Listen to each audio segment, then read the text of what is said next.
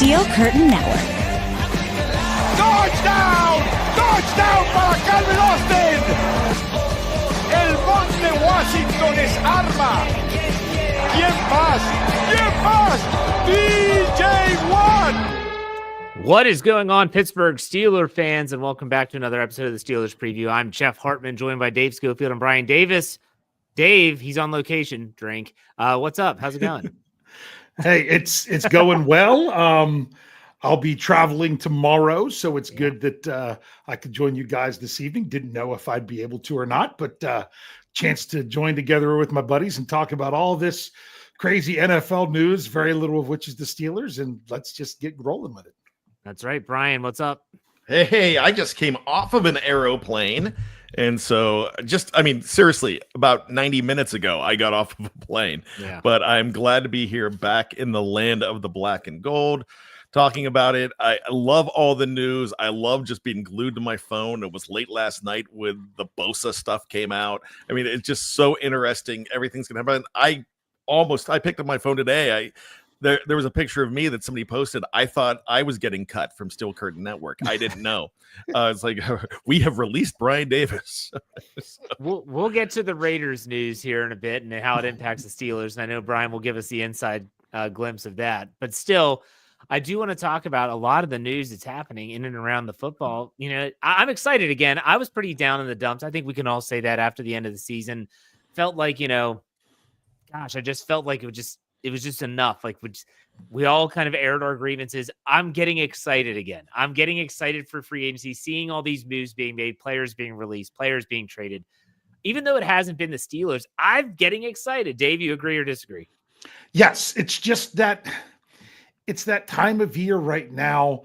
I don't know if I was feeling it more yesterday or even the day before. It was like at any moment, anything could happen that would be really big and completely change the Pittsburgh Steelers for 2025. It's exciting. It can be frustrating when you're still waiting, but it's exciting to know that at any moment, I'm constantly checking my phone. Oh, is there anything new? Anything new? Who knows? There might be something new come up while we're on the show tonight. Yeah, that's true. Absolutely. Bryan, you excited too? Oh, I am pumped. I love this time of year because this is always something new. When I was a kid, I used to love the Major League Baseball trading deadline, and there was like 2 trades, but I thought it was cool because like you love guys switching uniforms, and it's really cool. But this is something different, and I've been doing these market watches of the free agents, and it's so fun, and I'm looking into all of these guys, and it's really cool to see. And then there comes somebody, I'm like, I got to erase him from the list. So it's great. It is fun. And like I said, even though the news has not necessarily been about the Steelers, there are ripple effects with every single move that's made, especially at certain positions, especially in the AFC, even in the AFC North. But I want to start asking you all, what do you think the impact of Max Crosby's extension has to do on the negotiations with TJ Watt? I would love, and I don't think it's going to happen, but I would love to talk about this on Let's Ride tomorrow, Friday, for them to get a TJ Watt extension done before free agency starts. I think there would be a lot of reasons why it would be really smart to do. I just don't think it's going to happen. Dave, the impact of Crosby's extension, which is crazy money, I think $91 million guaranteed. How does that impact TJ Watt and his negotiations? Well, it's not good if you are someone that's wanting TJ Watt to be not as expensive and not hurt the Steelers salary cap anymore than what it does. But for TJ Watt, then, up goes the asking price. Yeah. So it really depends on where you fall and how you feel about that. I still think they get something done. That's not generally the time of year that the Steelers do extensions. If they don't have to do it for salary cap purposes, generally, the last time with TJ Watt, it came after training camp before the start of the season. But since Omar has taken over as general manager, those kind of moves that once happened at the end of August, more the beginning of September, they've even been moved into June. That those moves have been more there. That's when I'm looking for it to be. I know there could be advantages of getting it done now. I just don't know that that's where the Steelers are focused. Well, it could help them from a financial standpoint in salary cap space. TJ Watt's cap hit is $30 million this year. So if they were able to give an extension, they could at least drop that number a little bit. And wouldn't you want to get out ahead of Micah Parsons' next contract? Myles Garrett, if he gets traded. Now Trey Hendrickson, who's going to be requesting a trade and could potentially get a new deal from a new team. Let's bring in number one Raiders superfan Bryan Davis and his take on Max Crosby. What do you think, Brian? They are absolutely stupid. I'm saying the Steelers, if they do not wrap up TJ Watt now. I know they don't normally do it this way. There's sometimes you've got to just change because it could snowball on you. And when you see those other guys, here's the thing. I really think that Max Crosby, there's a great relationship between Crosby and Watt. But if a guy like Micah Parsons gets more money or a guy like Myles Garrett gets more money, game on. Because I think you do it now. But here's the funny thing about TJ. I don't think he cares about I don't think he cares about Max Crosby. I mean, he respects him, but he doesn't care about beating him. I think he wants to beat those other guys. But I was at the airport today and watching Pat McAfee, and JJ Watt was on. And he says, he's doing good. He's eating a turkey sandwich, just turkey and bread, no mayo. He's just a simple dude. He as long as he's taken care of and everything's okay, I don't think he has to be that number one guy that agents want him to be. So agents want all these players to be the number one guy so they could attract more players. But I don't think TJ's that way. But you got to do it now, because if you let it wait and you see a guy like Garrett get a bag and you see a guy like Micah get a bag, those are guys that have been very critical of TJ Watt, and I wouldn't blame him for wanting to beat those guys. Now, before I give you my 2 cents on what you said, you do production work for the Raiders. That's why we call you the Raiders. Yes. What's been the vibe coming out of that camp? They absolutely love it. And there's some fans that will think it's too much money, but you got to realize they have $99 million under the cap, and I think this actually helps them with the cap with what Crosby was getting paid. So, because he's not a young guy either. I think he was there when he was a rookie during the Antonio Brown Hard Knocks year. So that was 2019. Yeah. And so he was a rookie on Hard Knocks, like a 4th rounder. But everybody just knew this guy was special. He is the face of the Raiders. He really is. He is the strength. He's the toughness. They just love this guy. And he is he's the badass of the Raiders too.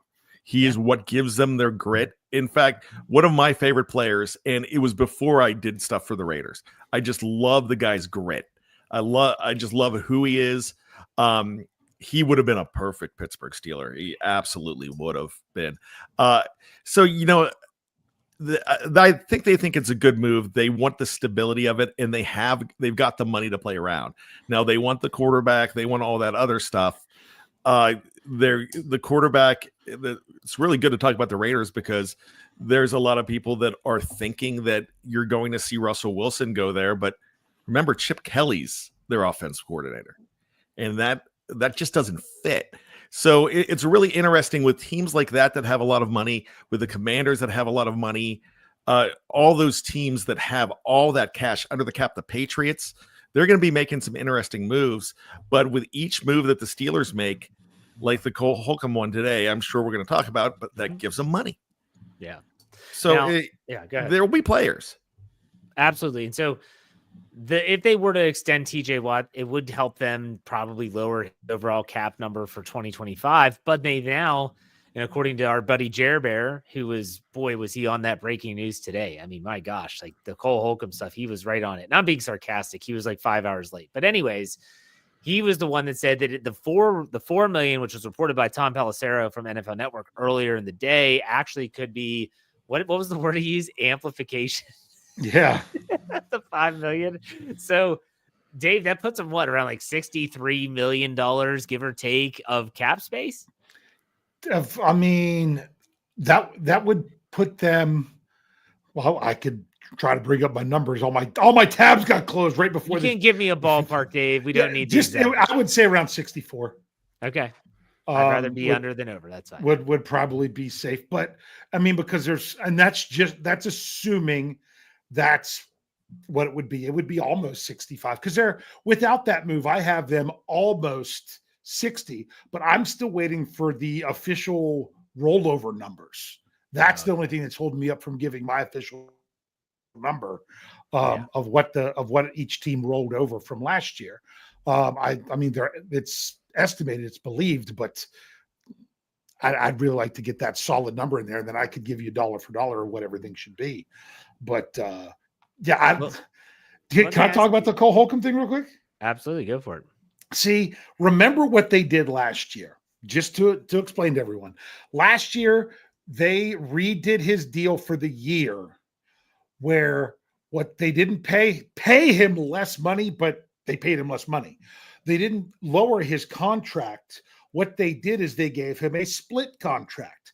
Most players in the NFL, because a lot of them are on rookie deals or league minimum deals, have split contracts, meaning if you're on the 53-man roster, this is your contract. If you are not, this doesn't mean practice squad.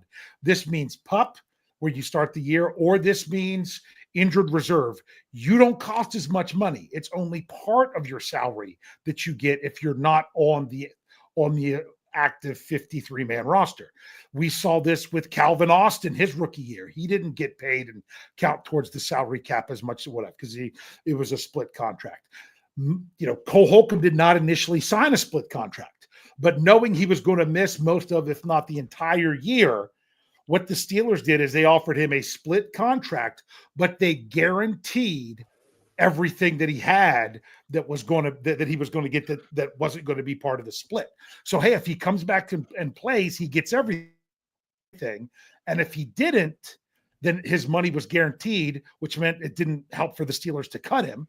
He was going to get the money. It was smart for him last year. I'm wondering if whatever they did this year, he's in the last year of his deal. So it can't be a restructure unless they add years on, even if it was void years, but the Steelers haven't touched void years outside of 2021. They could, it's just we don't know what they've done yet. Or he just flat up took a cut in pay. Now, why would he do that? If they did that, they probably gave him a fully guaranteed contract of what he had otherwise, what it would be. So if you were looking at what Holcomb was going to be getting before this whole thing, it was, now I'm trying to find him here real quick. Where did he go? There he is. That he was due a $2 million bonus and a $4 million base salary. If it's, I mean, that right there is $6 million. If they're saying saving $5 million, then it would have been, then that would like put him on a league minimum deal, unless they added years or something like that. I'm going to be really curious to see exactly what they did to make these numbers work the way they did. Brian, any thoughts on the Cole Holcomb decision today by the Steelers? Yeah, a great move, but yeah. I think there's something else that, I mean, this is just where my brain goes. That survey last week, that players, that NFLPA players poll, this kind of shows you that they're partnering with Cole Holcomb, and they're not a team that just throws a guy away. They're giving him a chance for a future here past this year as well, saying, hey, we need some help from you, but we'll give you help. We're not turning our back on you. And they could have cut him a long time ago. Of course, I know there's guaranteed money. There's stuff there here and there, but it also shows that the organization, cares about a guy. That's it. Right. Yeah. I wrote the article, obviously, when it broke this morning, and I had some people comment, and because I said in the article and in a corresponding article that the Steelers could still create more space if they wanted. I think Larry Ogunjobi is going to count close to $7 million in the cap, but he's not the one that I'm worried about. If they keep him and he's like a quality depth guy and not considered your number 2, I think he's a good fit for that role. It's Cordero Patterson. Like, they cut Preston Smith. We all knew that was coming. $13.4 million or whatever it was, saved right away. What is the reason, Dave? You said this on a couple of your podcasts, how they kept Miles Jack until they signed his equivalent. Yeah. I feel like what are we waiting for? It doesn't make any sense to keep Cordero Patterson on the roster. And it's like $3 million, isn't it, Dave? Yeah, his cap hit is 3.75. There's almost $1 million in dead money. It's 2.8 is what they would save before roster displacement. So you're talking you would save net almost $2 million. But to me, why would you cut the only running back you have under contract from last year? Now, well, they got a tender Warren. That should happen soon. Yep. Yeah, but other than that, I understand what you're saying. Is he even a viable running back, though? Shouldn't be. I mean, well, and the people said this in the comments of your article, and they're exactly right, because I agree. Man, he looked good against the Colts. Yes. And then got hurt. I mean, if he doesn't get hurt that game, I think they beat the Colts. Okay. That's how well he was running. Yeah. But he gets knocked out, and he was never the same after that. You could see it on the kick returns. He just didn't have that step with it. So they don't need the money. And there's nothing in his contract, I'm double checking right now, that's a roster bonus or anything. So they don't really gain anything by cutting him now. I mean, he could just be a guy that they save that money when he doesn't make the 53-man roster in September. I mean, until they absolutely need the money, there's really no reason to do it. Larry Ogunjobi's a completely different story, because out of the $7 million they owe him this year, $3 million of it's going to kick in not long after the beginning of the league year. So once that's in, you're in with it with Larry Ogunjobi. So to me, Patterson, I would hope that the Steelers could do better at running back for all three spots than Cordero Patterson. But until you do, I mean, unless he doesn't want to be there anymore because he knows he doesn't have a spot, then there's no harm with it. True. Brian, any thoughts on that? There are some bargains at running back this year, and you could afford to go ahead and I see what Dave's saying, but you could afford to let him go if you want. But if you just want to just keep him around, and that $2 million is not something that you need right now, I get it. But I really think they're going to restock, and I don't think he's in their plans. But, I might as well keep him around, have him be a guy in camp. And what if he comes back all healed and fresh the way he looked at the beginning of the season, especially in that Colts game? If he looks different, then you've got a surprise. But I fully expect, everybody knows that Warren is coming back. That is not a shock to anybody. There's a 98% chance that that's going to happen. I don't want to go all the way in, but that's almost seems like a given. Then you go ahead and you look at a free agent. They're bringing one or two free agents in. They're not going to break the bank with one, but they can probably, for $7 million, $8 million, they can bring in Raheem Mostert and Nick Chubb. You know what I mean? On 1-year deals. And then they're going to draft somebody. And this is such a deep class.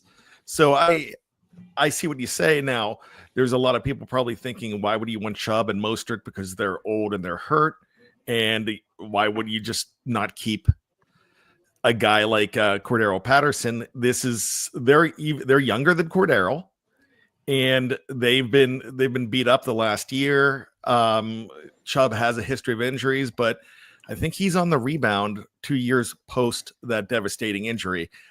They say it takes 2 years for it to heal. I know I've been saying that on a lot of shows. I actually think that's not a bad way to go, and I really think they're going to do it. But if it doesn't hurt to keep him, keep him. All right. I want to just shift gears quickly, and I want to ask you all a question. There's a method to my madness here. If you could describe Omar Khan in the time that we've seen him as the general manager of the Pittsburgh Steelers, it's 2 draft classes, 2 free agencies, all that fun stuff. How would you describe him, Dave? Okay. So you're saying, how would I describe Omar Khan at this point?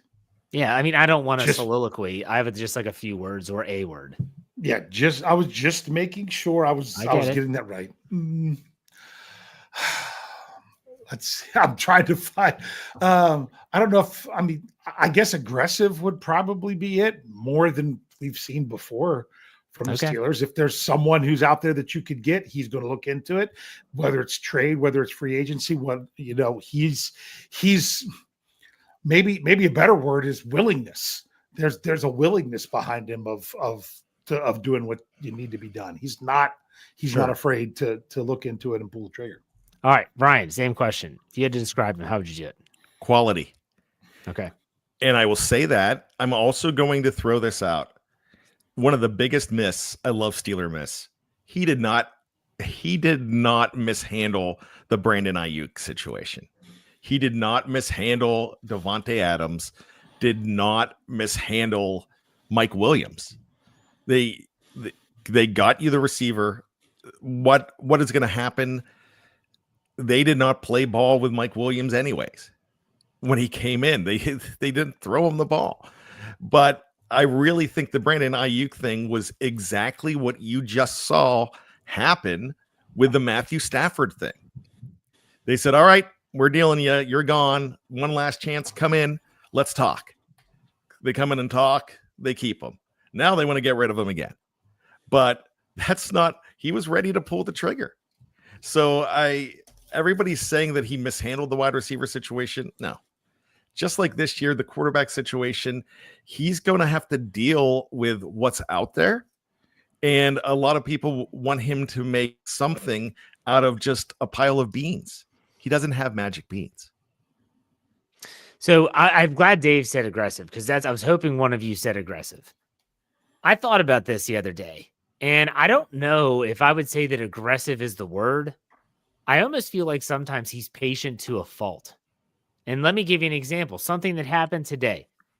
Dave, you put it in our breaking news Slack channel, and I gave you crap for it. Christian Kirk, who was supposed to be released by the Jacksonville Jaguars, and we know the Steelers had interest in him last year at the trade deadline before he got injured. He gets traded for a 7th-round pick to the Houston Texans. This is where I start to think, did Omar even call and say, like, would you rather just not release him and trade him? And if it's only going to take a 7th, we've got a 7th to give. We have 2 7th-round picks. Who the hell cares? Take one. And if you really want him, I'm not saying that they really wanted Christian Kirk, but at the same time, that there are times where I wonder, when we say he's aggressive, I try to think of examples. So yes, he traded up to get Broderick Jones in his first draft. Since then, I don't see it. If anything, I see him being extremely patient. Like, the draft has fallen well to him. Zach Frazier falls to them in this middle of the 2nd round. You think about like Darnell Washington and Peyton Wilson, another great example where guys that were supposed to go way earlier and they drop back. I'm not saying that it's bad, but I just don't know, because to me, if Christian Kirk was a guy that you're like, when he gets released, we are going after him hard.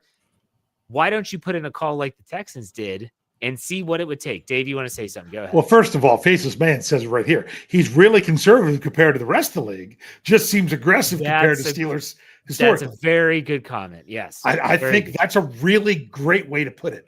Now, when it comes to the whole Christian Kirk thing, I'll be honest with you.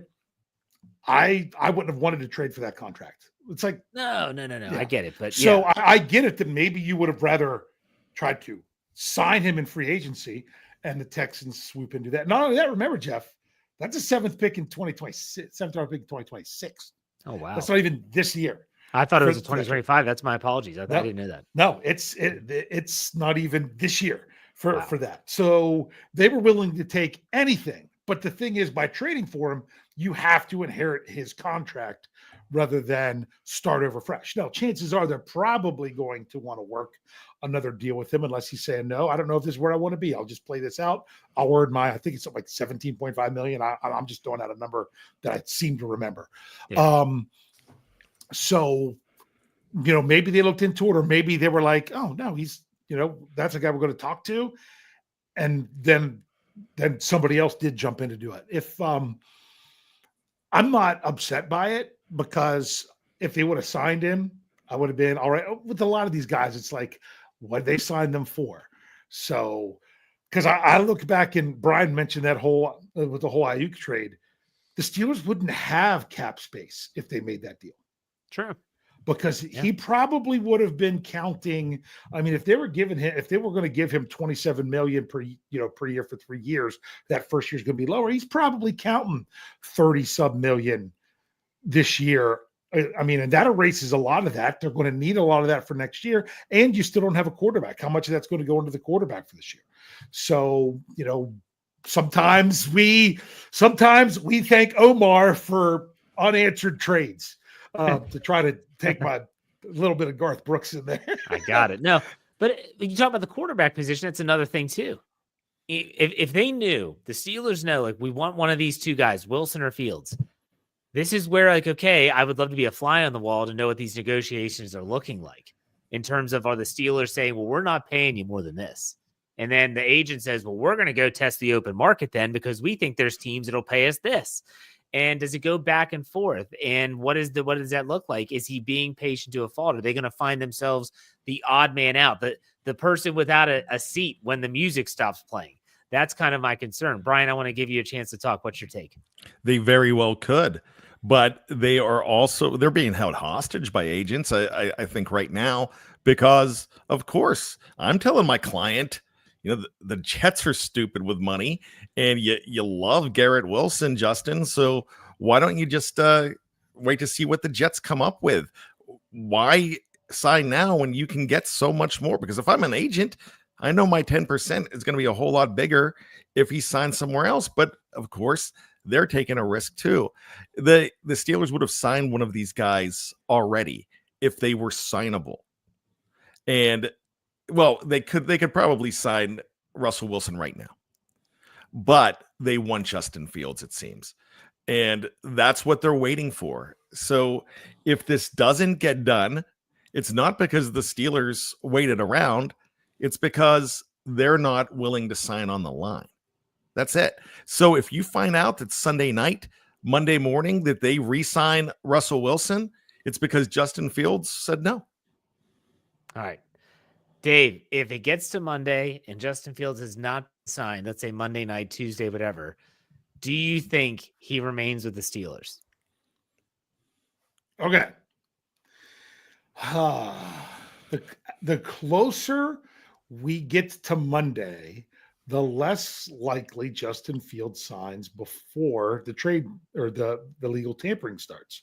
Because why not? Why would you wait this long and not go the whole way to test it out?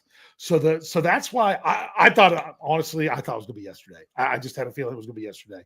But at this point, if it's pushing Saturday, Sunday, might as well wait till Monday at noon if you're that close to it. Then once Monday at noon hits, the longer it goes, then to me, the more likely it would be the Steelers. Because if he really gets that offer that he can't refuse, I think that's going to happen early for someone who wants to grab him early. Then the longer it would go, I would think the more likely it would be Steelers. So it's that I guess it's an inverse bell curve. Is how I look at it with the likelihood when it comes to him signing with the Steelers. All right, Bryan, what do you think? He's not the best color man in the world for nothing, folks, because Dave said it well. Really, why would you? I don't think he should sign right now.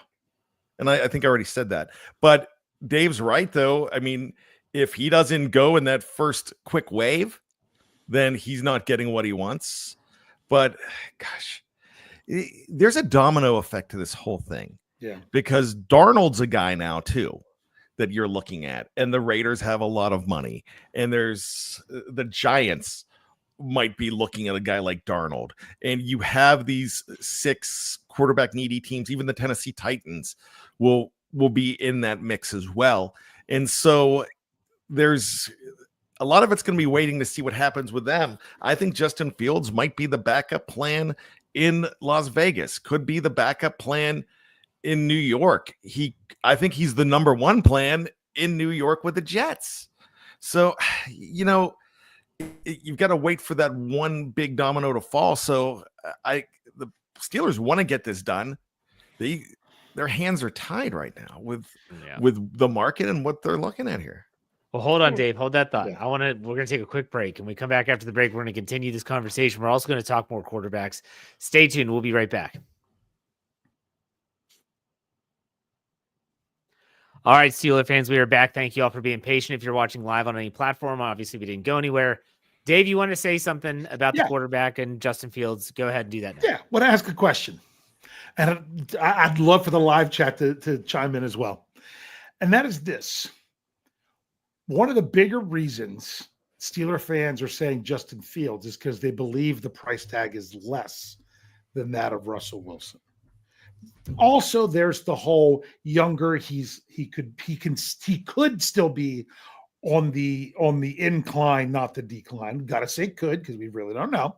Right. But a lot of it does have to do with the money. How would you feel if the Pittsburgh Steelers signed Justin Fields, and then when free agency hits, Russell Wilson signs for significantly less somewhere else than what the Steelers paid for Fields? To me, it comes down to two things. It comes down to upside and cost. I think that Justin Fields has an upside, and I don't think we've seen the pinnacle of that. So I would say I'm okay with that, because I think Russell Wilson, we've seen that already. I don't think he has any more upside than what we saw last year. So I would be fine. What about you, Brian? Yeah, last year at this time, there was excitement because you think you have something better than what you had last year, and you were excited with what could happen with Russ. And for a little bit, it seemed like, all right, he's still got it. But then when that slide came, you realized that, all right, it's done. But even last year, when you were excited about him, you're like, you only have this guy for 2 years probably. And that's it. And if they did have to give him a $30 million a year contract, you want to give that $30 million a year to a guy who's going to be here a long, long time. So the upside, yeah, you're right. There is none right now. You're just standing pat till 2026. If you go ahead and bring back Russell Wilson, there's so much more possible upside with Justin Fields, or we could have just be wrong and realize that, all right, now, we misjudged it. But that's the whole league misjudging it, because other people are interested in them too. All right, so let's play a little game, little game here. So if, let's say, the Steelers don't sign either quarterback who was on their roster last season, and let's just include Kyle Allen. I know Brian loves Kyle Allen, but let's just keep him off for now. All three quarterbacks, we're not signing those guys, okay? I'm going to go first because I want to get a chance to answer it first. If there's a quarterback that I think some people are talking about, but not a lot of people are talking about, that would almost match, in my opinion, potential upside, also low cost, and it's a bridge quarterback. So if they suck, you know what they are anyways. I'm going to throw out a name. It's Daniel Jones. Yeah. Daniel Jones, correct me if I'm wrong, okay? Who was the quarterback of the Titans when Arthur had his best years in Tennessee? Ryan Tannehill. Who the hell does Daniel Jones look like when you watch him play? He looks like the Miami Dolphins version of Ryan Tannehill. He's mobile, because Ryan Tannehill in his early career, he could run. People don't think about that when they think of Ryan Tannehill. He had a good arm.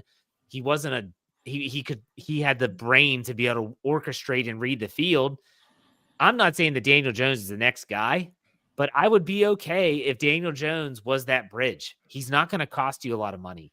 I don't think he's not going to cost nearly as much as Sam Darnold. I don't think he's going to cost as much as Justin Fields would. So I'm going to say that if Danny Dimes, he's the name that I would say watch out for if Justin Fields goes elsewhere. Dave, do you have anyone in mind? Well, honestly, that I think sounds better if it's for a low cost. Right. How much do you think he would cost, Jeff? I would say that he would probably be, well, it depends on how many years. Let's say you give him a 2-year deal.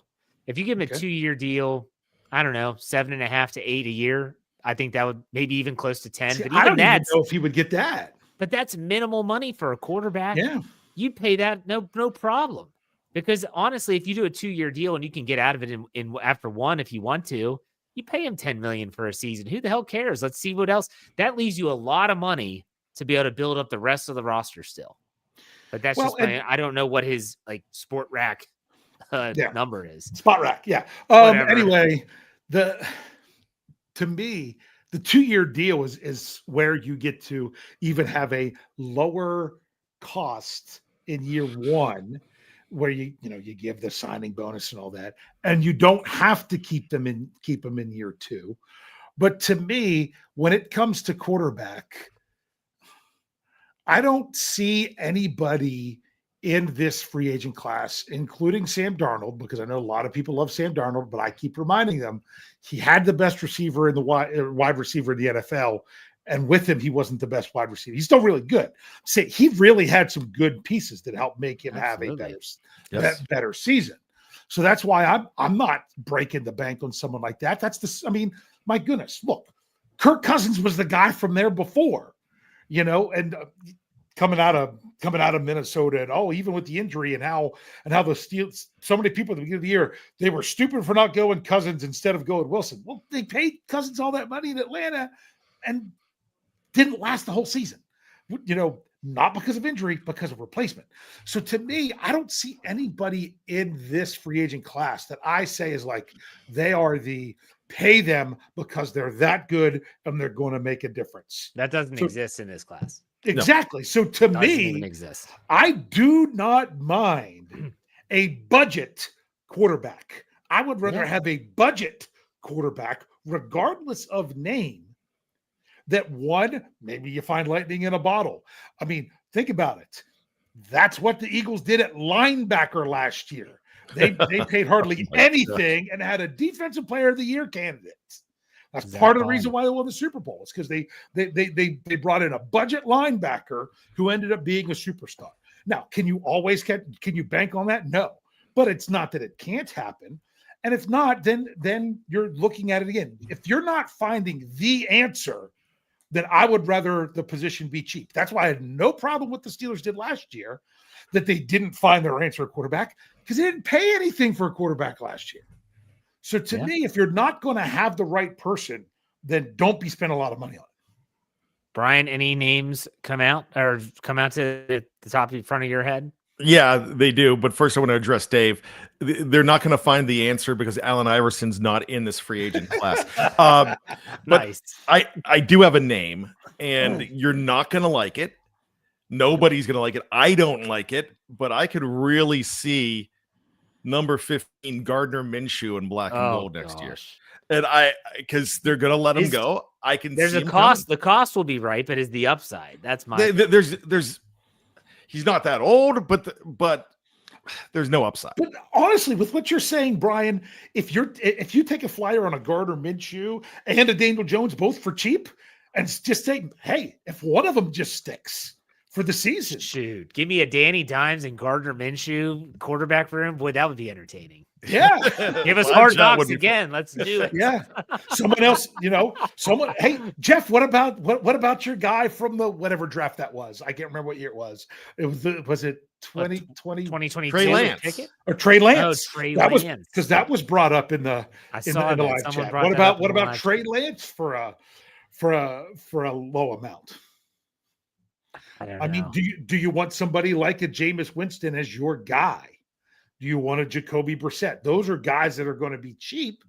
I would much rather have that than spend $30 million a season on a Sam Darnold or Russell Wilson. I still think Danny Dimes has more upside. That team was awful. Right. You just want to say Danny Dimes over it. Hell yes, I do. That would be fantastic. I want to hear it in Spanish. That's what I would. And then someone else that keeps going out there. Faceless Man keeps bringing up Mac Jones. Yeah, I'll pass on that. No, I was going to say I don't even know if he's a free agent. Couldn't tell you. He was in Jacksonville. I don't know what his contract status is. He was a 1-year deal. He was in Jacksonville. They just cut everybody today, so it seemed like, except for Christian Kirk, they just cut everybody else. Well, they're also saying that they are working out a deal right now. These are the rumors, and this does not come from any sources that I know, but they're working out a deal for Cooper Kupp. It looks like right now in Jacksonville. Yeah, that would make sense. Yeah, it's interesting. That's interesting. Okay. Any other thoughts on the moves? I got to be honest. The only other thing I want to bring up, and it's because it's the AFC North. What the hell are the Bengals doing? They're letting Trey Hendrickson go, who led the league in sacks last year. He's their only really stalwart defender. And they're like, yeah, because we want to pay T. Higgins a long-term deal. We have to pay Jamar Chase a king's ransom. We'll let you go. I mean, seriously, hey, that's fine. It's great.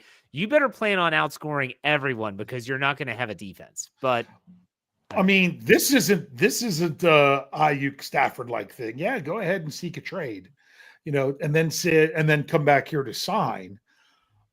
I don't think if that's what they're trying to do, I don't think that's going to work out for them, because I think somebody's going to say, hey, all right, yeah, we'll give him the contract.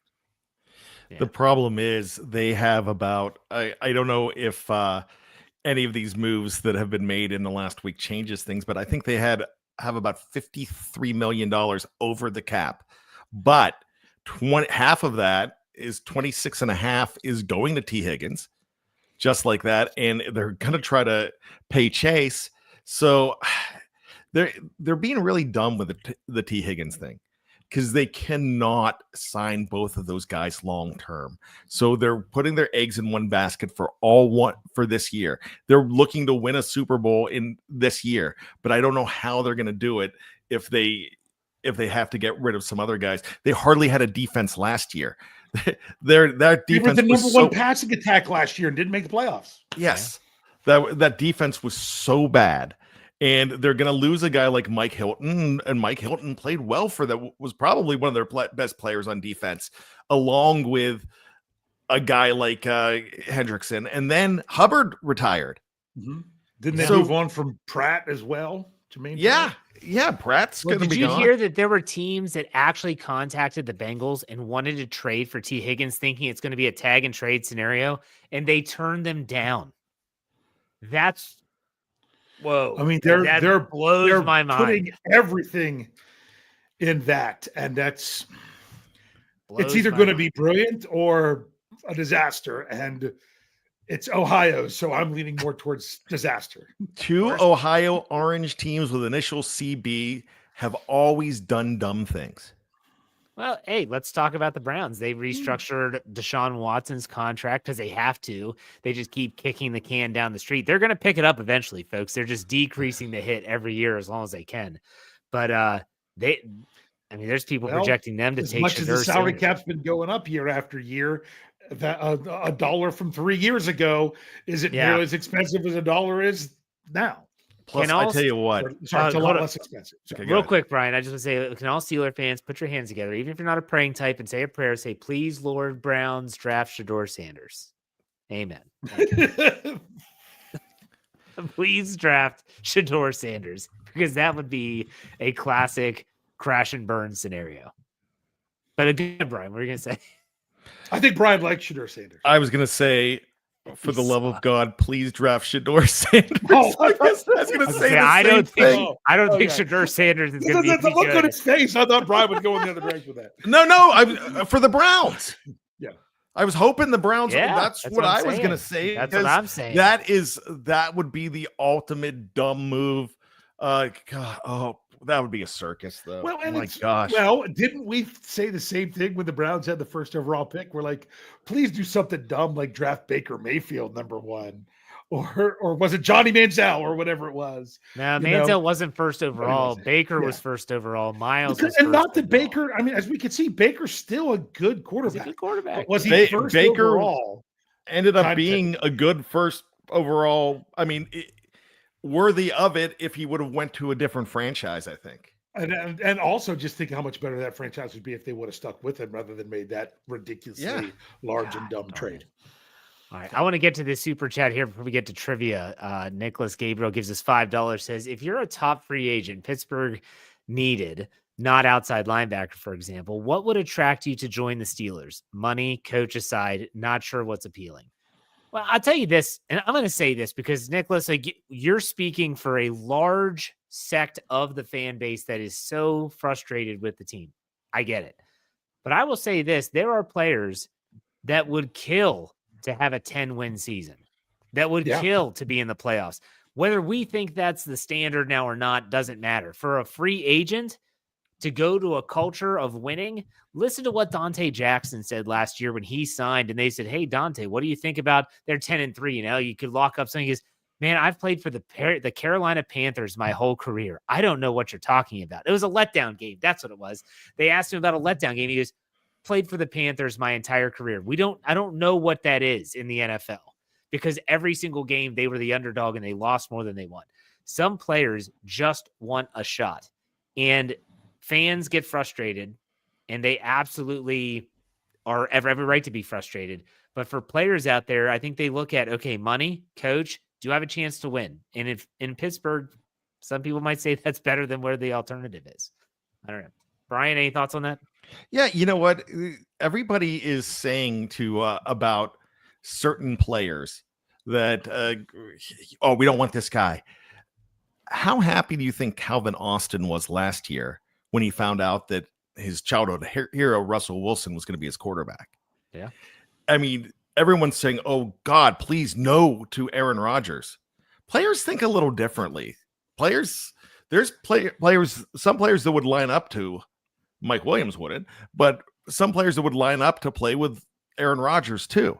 So we're watching from the outside, they're watching from inside the industry, and they see a lot more stability than what we do. And the year after year, they see what's going on in Pittsburgh.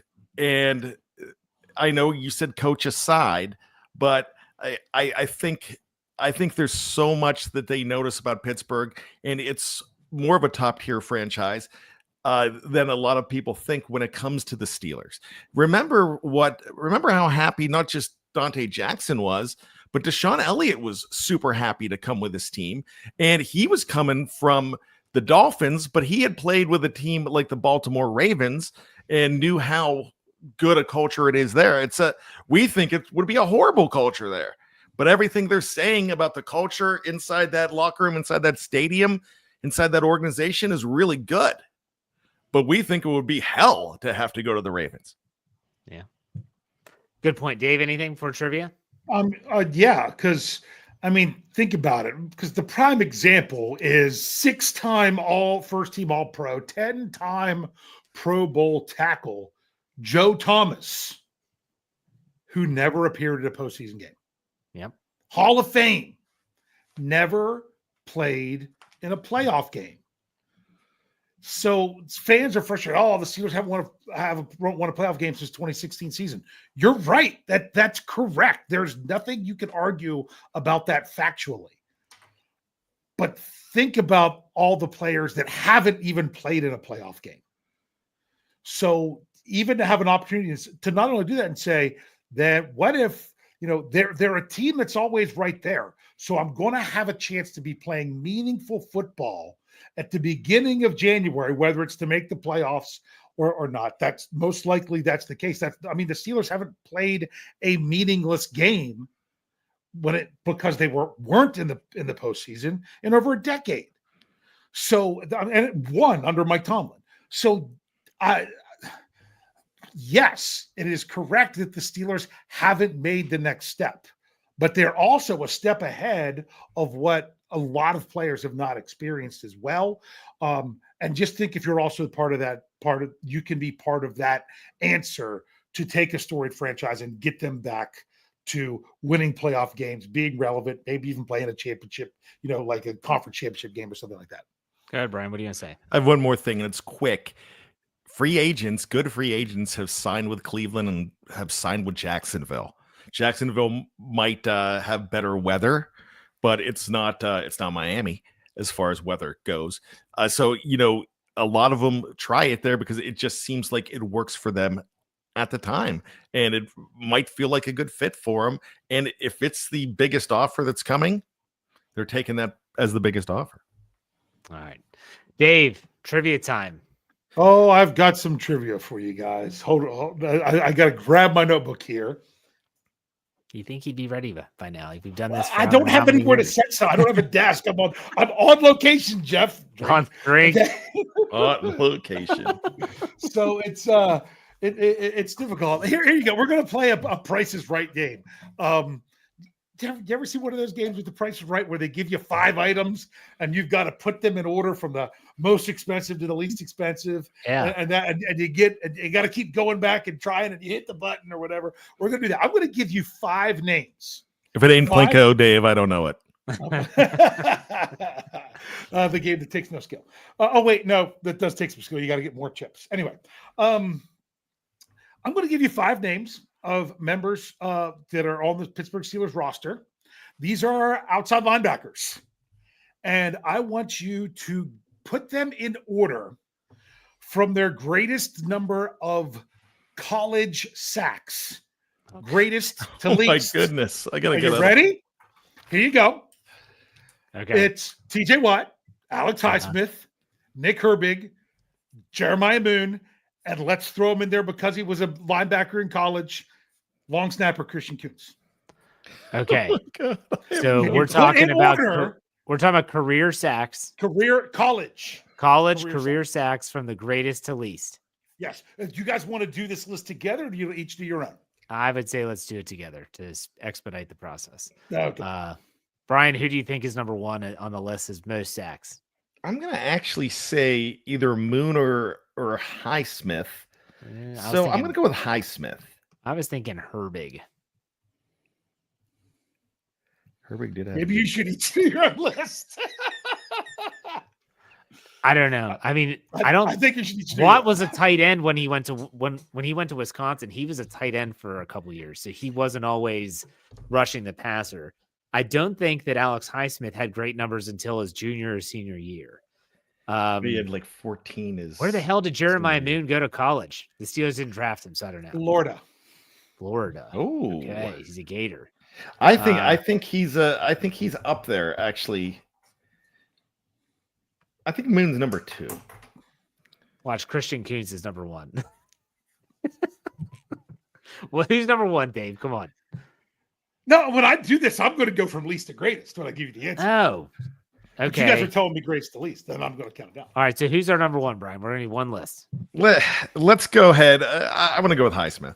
All right, we'll go with Highsmith. Do you think Herbig 2, or do you think Moon 2? Let's go Moon 3, Herbig 2. Okay, so we have Highsmith, Herbig, Moon. Let's go with Christian Kuntz 4 and TJ Watt 5 because I think that's the tight end stuff. You agree with that, Brian? I'm with you. All right, there you go. Okay. All right. So, because remember, you just never know how things work out when it comes to college. I will count you guys down. Number 5 with 8.0 college sacks is actually Jeremiah Moon. Oh, because I'm fairly certain, is Florida a 4-3 school? Would that put him as an off-ball linebacker more? I have no idea. Yeah, he only had, and that was over like 3 seasons. So they were split up. So Moon was actually 5.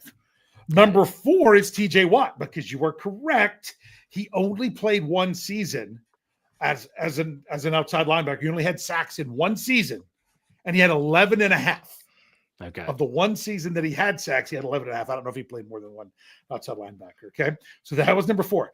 Number 3 with 20 sacks is Alex Highsmith. I knew he wasn't at the top of the list. Anyways, but what was very, very close is number 2 with 21 is Nick Herbig, because by a mile with 30.5 sacks was Christian Kuntz. And thank you, John S. He said it in the live chat. He put this in the comments of one of the articles about a fun fact that Christian Kuntz had more sacks in college than TJ Watt. So I thought I would just hit all the outside linebackers, throw them in there, and see how it would go. Yeah, he had 30, because remember, he was playing for Duquesne. So that's why that's what it was.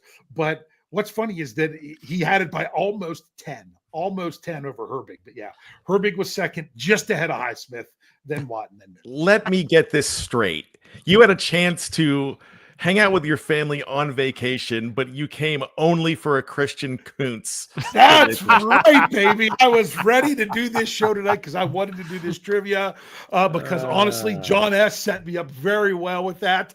And by next week, we're going to be talking about a lot more fun stuff when it comes to new members of the Pittsburgh Steelers. So I wanted to get this out of the way rather than hold it in my back pocket for too long. All right, perfect. Let's finish this up with some not yet. It's not the new league here yet, so we're not going to do any felt up final thoughts. We'll just do regular final thoughts. Brian, go ahead.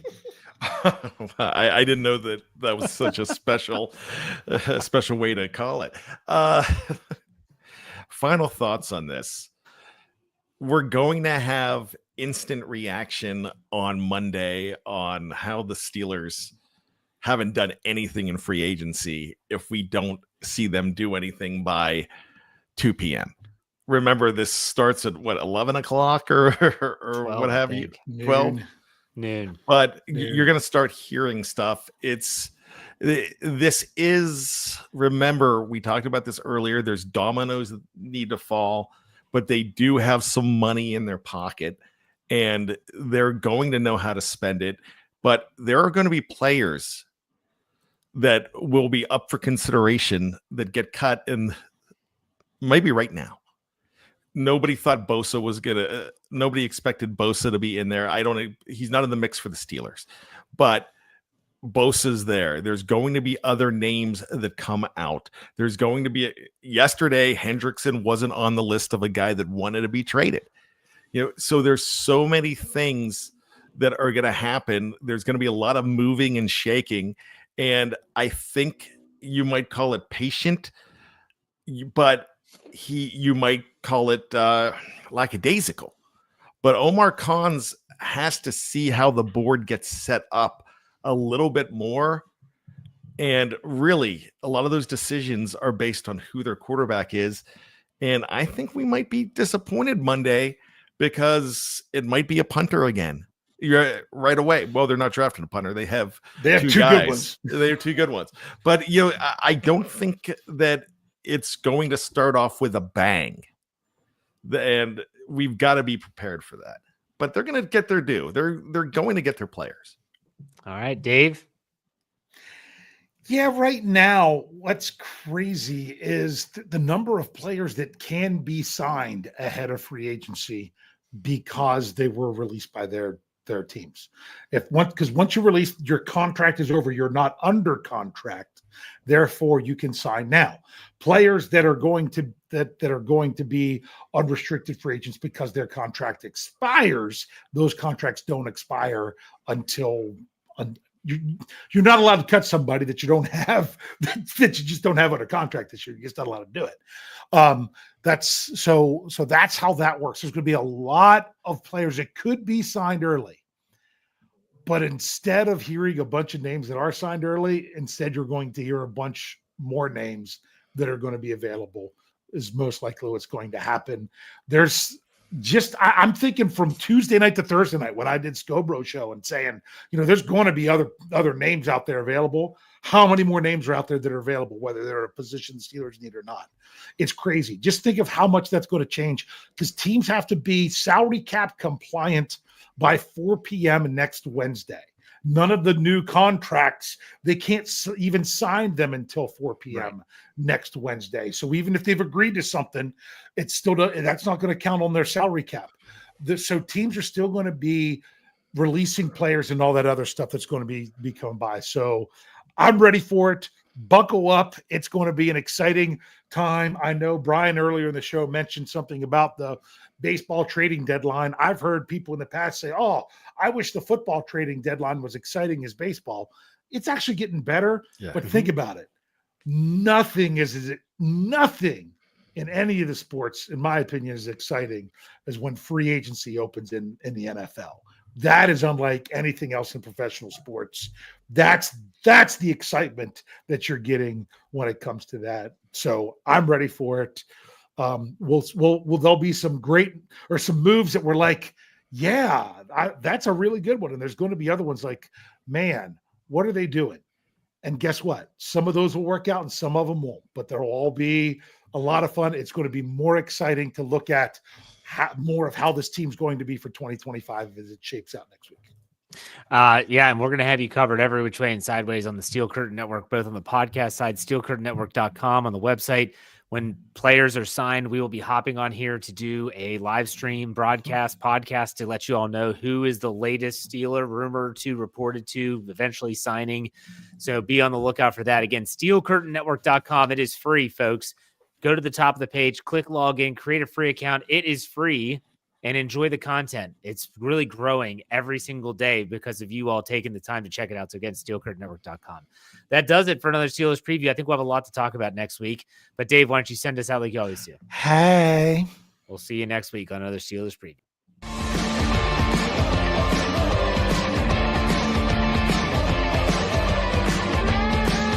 Steel Curtain Network. Get it. Everybody else gets a little tight.